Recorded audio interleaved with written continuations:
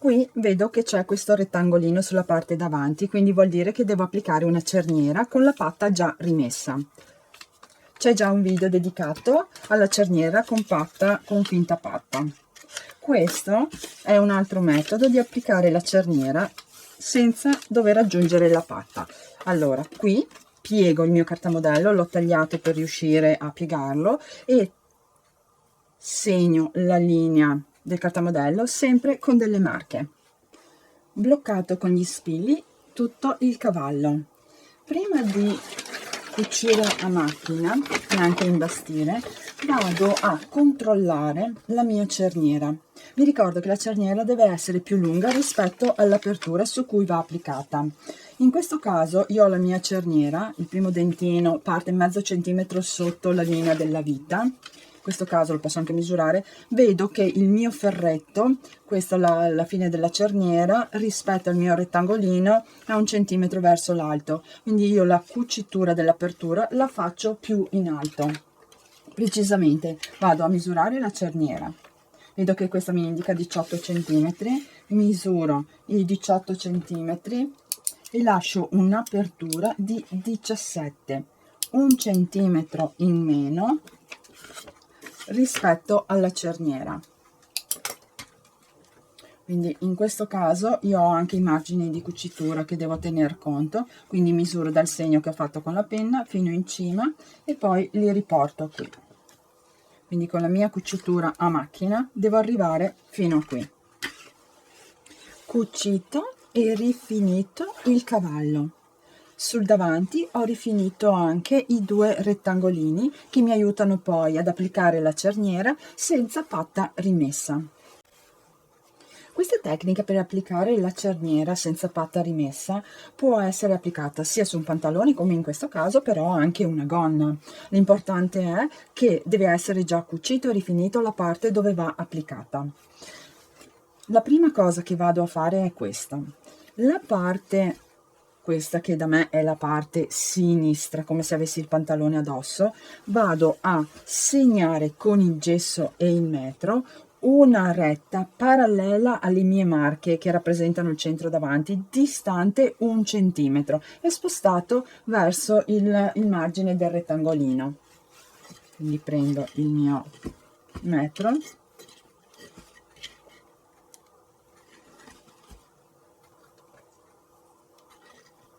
segno esattamente 1 centimetro, essendo una retta posso segnare l'inizio e la fine e poi unire il rettangolino e poi unire, scusatemi, la retta. Lo giro per comodità. Segnato con il gesso il centimetro, molto importante anche qui dove c'è la cucitura del cavallo, deve esserci il centimetro. Utilizzo questo segno che ho fatto con il gesso per piegare all'interno il mio margine. Avrò questo centimetro che sporge dalle marche, perfettamente 1 centimetro. Lo blocco con gli spilli e poi eseguo un'imbastitura esattamente sopra le marche. Imbastito il lato sinistro, intendo lato sinistro con i pantaloni addosso, questo è il lato destro e vi ricordo che questa è una chiusura femminile. Se fosse maschile bisognerebbe invertire il destro con il sinistro e quindi anche la partenza. Ora il lato destro, utilizzo le marche per piegare all'interno il mio rettangolino. La piega deve essere perfettamente sulla linea delle marche. Metto degli spilli e imbastisco non più ad 1 centimetro dal margine, non oltre, perché altrimenti mi dà fastidio poi per il proseguimento della confezione della cerniera. Imbastita la parte sinistra e la parte destra, prendo una cartellina o un qualcosa di sottile per separare dalla parte sotto, la inserisco all'interno, prendo la mia cerniera, apro la cerniera, mi segno il margine di cucitura della vita, questi centimetri li riporto qui,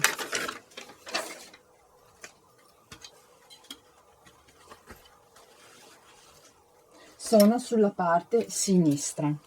uno spino così rimane.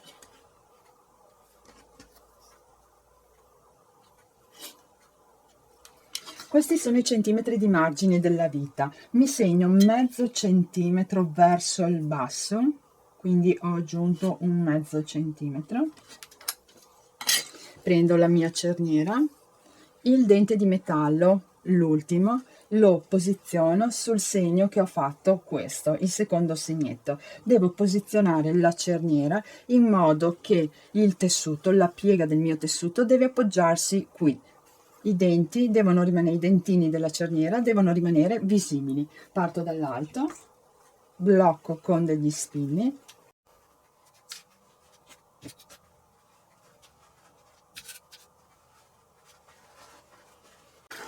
molto importante bloccarla fin dove c'è il rettangolino che me lo permette.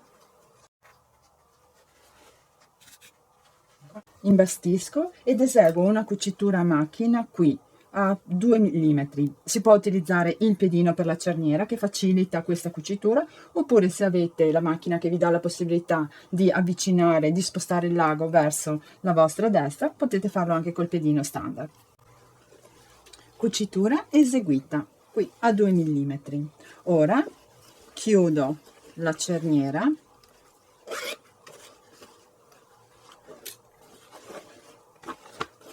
inserisco sempre un qualcosa che mi aiuta a separare dalla parte sotto e avvicino, o meglio unisco questa piega della mia stoffa che rappresenta il centro davanti, lo accosto alla mia imbastitura che anche questa rappresenta il centro davanti, uno del destro e l'altro del sinistro. Partendo dal basso lo blocco con degli spilli e poi imbastisco. Questa imbastitura mi serve per poi fare le altre due cuciture a macchina.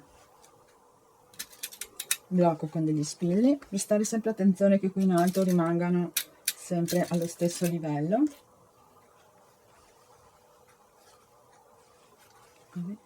E imbastisco qui proprio a 2-3 mm dalla piega. Ripeto, mi serve solamente per tenere bloccato i due centri davanti. Imbastito i due centri davanti. Questa è l'imbastitura che si vede sul dritto, questa rossa. Prendo, giro il pantalone sul rovescio,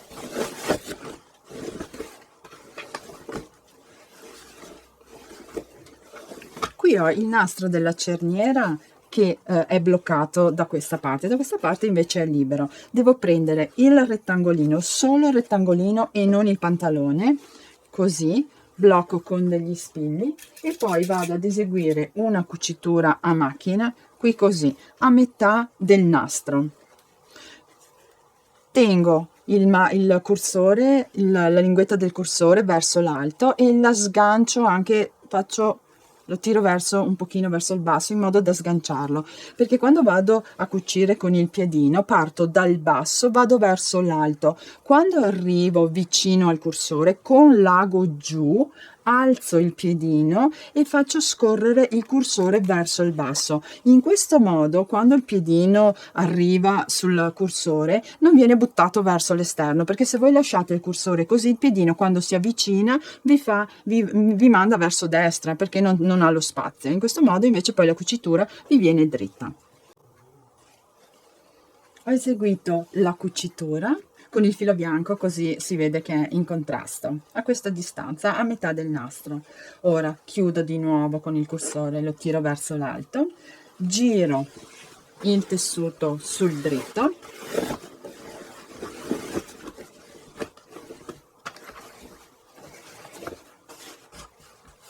con un gesso molto sottile eseguo una parallela al mio centro davanti, a questa piega qui, distante 2 centimetri e mezzo. La sto facendo verso la destra e parto qui dove vedo che è arrivata la cucitura del cavallo.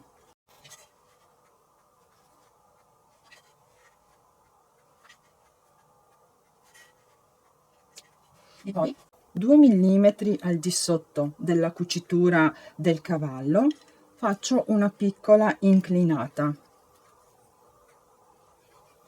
che parte dalla cucitura del centro e arriva ad incontrare la parallela che ho appena eseguito. Vi consiglio di imbastire sulla linea del gesso e poi effettuare la cucitura a macchina, partendo dal basso. Quando arrivo sull'angolino con l'ago giù, alzo il piedino, ruoto la stoffa, proseguo verso l'alto. Molto importante quando si arriva a questo punto fermarsi sempre con l'ago inserito nel tessuto, togliere l'imbastitura che teneva bloccato il centro davanti, in questo caso, nel mio caso è il filo rosso, perché bisogna fare scendere il cursore, altrimenti quando arriva qui il piedino sente il cursore che si trova in questa posizione e vi allontana, la cucitura non diventa più dritta ma diventa storta, fa una curva. Ultima cucitura eseguita. Io ho utilizzato un filo in contrasto, così si vede meglio. Questo è il risultato sul dritto del tessuto. Questa è la cerniera applicata. Poi ho portato con l'ago il filo, questo rosso. Non ho saldato perché altrimenti si vede proprio la saldatura. Ho portato con l'ago il filo sul rovescio. Questo è quello che si vede sul rovescio del tessuto. Questa è la cucitura bianca di prima, questa è la cucitura rossa che parte, va sul rovescio ho utilizzato il filo nero, quindi non si vede, parte da qui, passa sopra i denti della cerniera e poi prosegue e va verso l'alto. Bisogna sempre prestare attenzione quando si esegue questo tipo di rifinitura, che la cerniera deve essere con i denti di plastica e il fermo della cerniera, questo in metallo, deve essere sempre o più basso o più alto rispetto alla traiettoria che poi noi faremo con la macchina da cucire, altrimenti se l'ago va sopra questo ferretto si rompe, mentre andando sopra i denti di plastica della cerniera al lago non succede niente. Questi fili poi li salderò a mano qui così. Questo è il risultato finito, senza patta rimessa, ma ottenete lo stesso risultato. A piacimento si può fare anche un'altra cucitura parallela alla precedente, come in questo modo. Ho utilizzato il piedino come riferimento, questa è la larghezza del piedino.